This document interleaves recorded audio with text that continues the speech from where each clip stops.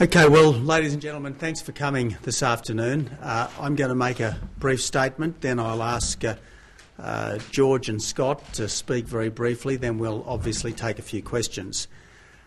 For at least a decade, the Coalition's position has been crystal clear. Our position for at least a decade has been, to use the memorable words of the Prime Minister, we will determine who comes to our country and the circumstances under which they come. My position, ever since becoming the Leader of the Opposition, is that we will stop the boats. But there is a right way and a wrong way to try to stop the boats. The right way to stop the boats is Nauru, temporary protection visas, and turning boats around where it is safe to do so. The wrong way is to cobble together in confusion and panic a 1-for-5 people swap which has been proven not to work. Now, as most of you know, last Friday, George and Scott, Julie Bishop and I were briefed by senior officials of the government and by the Solicitor-General on the government's initial proposals to amend the Migration Act. The difficulty with the initial proposals was that it clearly stripped out the protections which the Howard government had explicitly built in to the Migration Act to ensure that people who were sent for offshore processing did not lose ordinary human rights protections. Effectively, the proposals that the government put to us last Friday amounted to offshore dumping, not offshore processing. Now, we made those points crystal clear to officials and to the Solicitor-General in the course of that briefing last Friday night. So today, at midday, the Prime Minister put a different proposed legislation to me, which I have subsequently had a chance to consider with my senior colleagues. Effectively, the new proposal that the government has put today concedes the force of our argument on Friday evening without actually addressing it. What the government's new proposal does is pay lip service to protections without actually guaranteeing them. That's the problem with the government's new proposal. Arguably, and I'll ask George to speak to this in a moment, arguably the government's proposal today is actually an inferior proposal to the one last Friday because it increases the risk of judicial review without actually strengthening the rights protections that were entirely absent last Friday. Now, the Coalition has an alternative position. I will be taking to our party room tonight a proposal for amendments which will put beyond legal doubt the ability of the government to send people offshore for processing, provided they are sent to countries which have acceded to the UN Refugee Convention. This will restore offshore processing while also keeping protections. It will restore offshore processing while retaining offshore protections. It's, in my judgment, a much superior proposal to that which the government has put forward. You will already have, or will shortly receive, a note that we have from the former Solicitor-General David Bennett, who has analysed the government's proposals from Friday night and from today, and the proposed amendments that I will be taking to the party room tonight, and he concludes that our proposal provides more legal certainty and more rights protections than either of the government proposals. In effect, our proposal is a win-win, certainty plus protections, offshore processing plus protections, whereas the government's proposals, particularly today's, are a lose-lose. doubt as to whether anything the government does can survive legal scrutiny while not guaranteeing offshore protection. So this is what's happening. Obviously, I'll have more to report this evening in the wake of the party room discussion, but I might now ask first George and then Scott to say a few words. Well, thank you, Tony. You've just had distributed to you Dr. Bennett's advice. If I can take you through it, you'll see that it annexes as Schedule 1 the two versions that the government has put to us, version 1 being the Friday night version and version 2 being the version given to Mr Abbott at lunchtime today, and then as Schedule 2 the draft amendments that we will be taking to our party room at 6:30 tonight. Can I direct you in particular to the final paragraph of Dr Bennett's advice, paragraph 3.2, which speaks to the Coalition's proposed amendments and which speaks for itself. Can I just very briefly expand on the point of the inferiority of the version put to Mr Abbott by the Prime Minister at lunchtime today?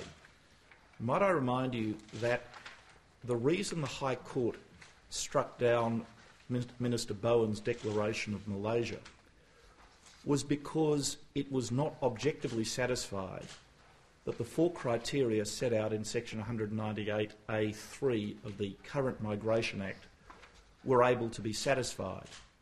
And in approaching the matter in that way, the court applied a legal principle known to lawyers as jurisdictional error. If the facts weren't there, there was no jurisdiction to make the declaration. The way, therefore, in order to remove any legal doubt, is to ensure that amendments to the Act are drafted in a way which does not make the Minister's declaration depend upon contestable facts.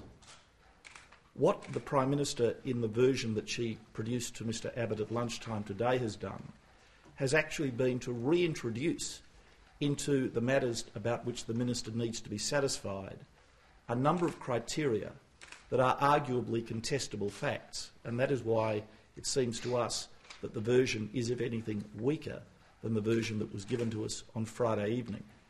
The way to do this, therefore, is to ensure that there is the appropriate protections, but that the protections do not depend upon contestable facts. And the way that you'll see in Schedule 2 the opposition proposes we go about this is to leave the Minister's discretion wide and indeed unreviewable, but subject to one important limitation, that is, that it is only exercisable in relation to a country which is a party to the UN Refugee Convention. Whether or not a country is a party to the UN Refugee Convention is not a contestable fact. It's a black and white question, and therefore the legal problems which beset the existing section 198A and which in our view would potentially beset what was produced today by the Prime Minister to Mr Abbott would not arise. Thanks, George. Scott? Thank you, Tony. Thank you, George. What the Prime Minister needs is not a blank cheque from the Parliament. They need a decent policy, and that's the problem. This government has had a series of policy failures in this area, starting with their decision to abolish the Howard government's border protection regime 3 years ago. 12,000 people, 241 boats later. This is the mess we're in from the government's own design. Whether it was the failure to handle the Oceanic Viking crisis, whether it was the failed Afghan asylum freeze, whether it was the failed East Timor policy, and now the failed Malaysian solution. The Prime Minister wants a legal blank cheque for more policy failures. What I think the Leader today and the Shadow Attorney General have made very clear is that we can secure offshore processing. In fact, the Solicitor General's own opinion, as he said very clearly to us last Friday, does not rule out going to Nauru, but the measures we've put forward today further strengthen both the processing and the protections, but it also provides the opportunity for this government to return to good policy, the policies that Tony Abbott has outlined today, the policies that are designed to stop the boats, that have stopped the boats and will stop the boats, and that remains our policy objective. Thanks, Scott. Okay, are there any questions? Yeah, Phil. Obviously, the impact of your amendment would be to rule out Malaysia. It's not a signatory to the convention. If this develops into a standoff and the government persists, puts its bill to the test, how will you respond to the part that deals with unaccompanied minors? Would you want to see that split and pass that, or are you prepared to vote the whole lot down if the government persists with a single bill? Well, we've got an alternative proposal to the government's. We think our alternative proposal is a better proposal all round. I would like to think that just as I've considered the government's proposal, the government will now consider our proposal. What happens if it's rejected, though? Well, let's cross that bridge if and when we come to it.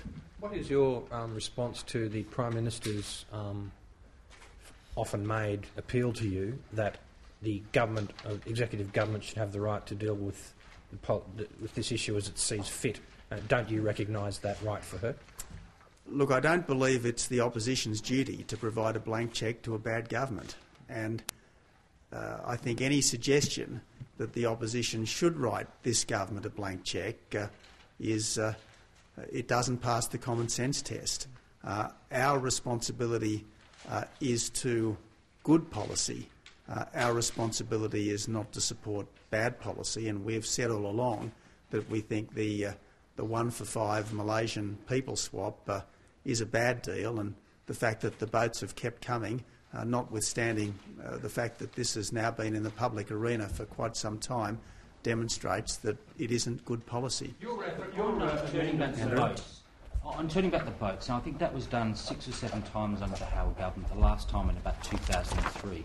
Now, it wasn't pursued, one, because the Defence Force didn't want to do it anymore, secondly, because boats were routinely sabotaged, and now we've got a third problem with that proposition because the Indonesians won't accept it because there is no a nod and a wink agreement at an agency level. So how do you propose to pursue a policy which looks unworkable? Well, I don't think we can safely adopt that conclusion. It hasn't been tried. It just hasn't been tried. Now, I think that what could have been managed by the Howard government under the then Indonesian leadership is more than capable of being matched by a future coalition government with the current Indonesian leadership. But the current Indonesian leadership is pretty well disposed towards Australia.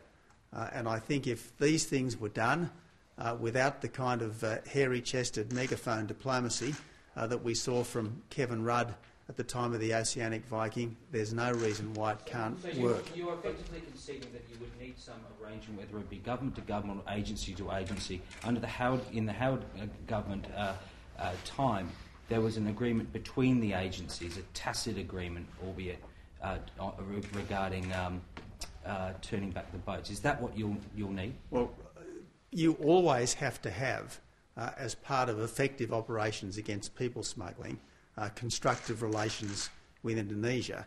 I see no reason why we can't have better relations with Indonesia than the current government has, and I don't see why the kind of arrangements which previously allowed boats to be turned around under the right circumstances can't be put back in place. Mr. Abbott, Indonesia Karen? isn't... Karen? Why are we so determined to insist on the recipient country being a UN Convention signing country when in government you didn't insist on that at all? Isn't this really just a political point you're making against the government?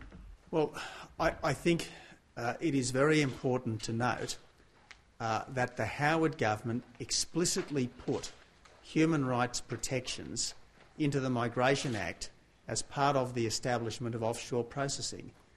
The Howard government, let me make it crystal clear, explicitly put human rights protections into arrangements for offshore processing. Now, they haven't been taken out, they're still there. well, indeed, they have been taken out. They have been taken out by this government's proposal. I mean, the whole point of this government's proposal is to explicitly remove from the Migration Act the human rights protections that the Howard government thought should be there. So people who, for years, pilloried the Howard government as heartless and brutal are now proposing to remove even those protections that the Howard government thought was necessary. Now, the best way, we think, to ensure that the Minister can make these decisions without exposure to judicial interference, if that's the right word, while at the same time guaranteeing human rights protections, is to put the UN Convention requirement in there. We think this is the best way of having certainty and protection, and that's what we want to secure. On the UN protection, Indonesia's not a signatory, so are you, by insisting on this amendment, disqualifying your own towback policy? Are you going to return people to a country that's not a signatory but insist the government can't do the same? Well, the point I make is that our obligations are not triggered at that point in time. They are triggered once people have made landfall in Christmas Island. Can we come back to Phil's earlier question about the children? If you had your Nauru solution by itself, wouldn't there still be a problem with moving the children under the High Court ruling? Well, Michelle, let's wait and see what the government does. Let's wait and see how the government responds to our proposal. But your amendments don't go to that, Mr. Abbott. Well, Andrew, as I said, the government has put a series of proposals to us. It put one set of proposals to us on Friday. It's put a different set of proposals to us today. We have done our best to consider these matters in good faith. We are responding in good faith. Now let's wait and see. But I do make this very fundamental point. That processing in Nauru avoids the sorts of difficulties that processing in Malaysia inevitably will entail. Why doesn't your amendment have not just the Refugee Convention but also the UN Conventions for the Rights of Children? Well, Hugh, as I said, we're putting a counter-proposal to that of the government. Let the government deal with the proposal that we are putting forward. But what if it's accepted? If it's accepted by the government, don't you still have a problem with the children?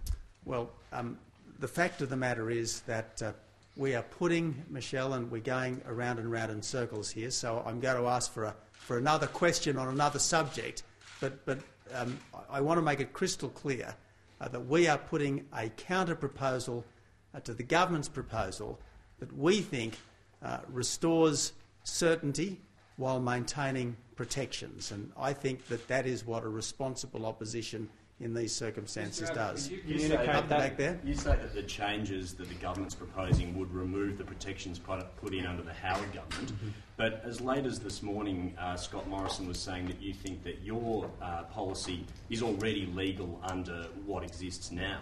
So surely then, by agreeing to some of the government's changes but insisting on inserting the UN Convention clause, all you're doing is making sure the Malaysia deal is ruled out. So surely this change is not necessary under what you've been saying this morning, and it's only designed to ruin the government's policy. Well, let me make it crystal clear, if I can, that we don't believe that, as the High Court decided the other week, Nauru is ruled out. And indeed, the Solicitor General on Friday confirmed that Nauru was still a viable option under the High Court's decision. What we do want to do, though, is, as far as is reasonable, put these things beyond legal dispute, and that's why we have put forward an alternative. An alternative which is not open to the kind of legal disputation which the government says is now inevitable under the High Court's decision. Now, because you raised Scott, do you have any response that you wish to make? Sure. I mean, I've always said that the position of the High Court never ruled out us taking people to Nauru, and that was confirmed to us last Friday. I've also said we were prepared to look at provisions which strengthen the Migration Act. Those two positions are not inconsistent with each other, and that is exactly what we're doing here. This bill, as we're proposing it as amended, would certainly strengthen the Migration Act and certainly strengthen offshore processing. So do you have concerns then about Nauru being challenged? I mean, you say that your policy is legal and it couldn't be challenged, but at the same time you're agreeing to changes. What I said was the High Court did not rule out Nauru as an option, and it never has, and the Solicitor General has also formed that view. It doesn't rule it out. He has never said that, and that's all we've ever said. So why don't you just leave in place what's in the Act now if you think that would shore up your policy? We're happy to improve legislation where legislation can be improved. What we're trying to do here is improve legislation, and we've put forward an option to the government, and we'll wait and see what they say. Did you communicate your position to the Prime Minister in your meeting earlier? That is, tell her that you couldn't support her proposals and that you had a counter-proposal? I indicated to the Prime Minister in our discussions earlier today that I had very grave reservations about the proposal that she'd put to us on Friday, that the Coalition had a disposition to give the proposal a second reading, but then to move amendments in the committee stage. And it was at that point that she came up with this new proposal. And as I said, our reaction to the new proposal, now that we've had time to look at it, is that in fact it is inferior to the original proposal in that it is more open to legal challenge and doesn't actually give any additional protections. So on Nauru, on the deterrence question, given that you want to protect human rights and so on, do you have a timetable for getting up your amendments and finishing off the problems with the migration law? Do you want to see it signed and delivered by the end of the year? Well, it's really up to the government to determine how quickly things are handled in the Parliament. And I want to make it, again, if I can, crystal clear why we are in this position. We are in this position because the current government closed down the Pacific Solution, and the current government gave the people smugglers a business model. Since the current government gave the people smugglers a business model, we've had 240 boats and 12,000 illegal arrivals. The current government is responsible for the existing position. The current government is responsible for handling it. Now, we are responding in good faith to proposals that have been put to us by the government. We have come up with what we think is a better position, and it's now up to the government to handle it as best it can. Thank you. On the deterrence of Nauru,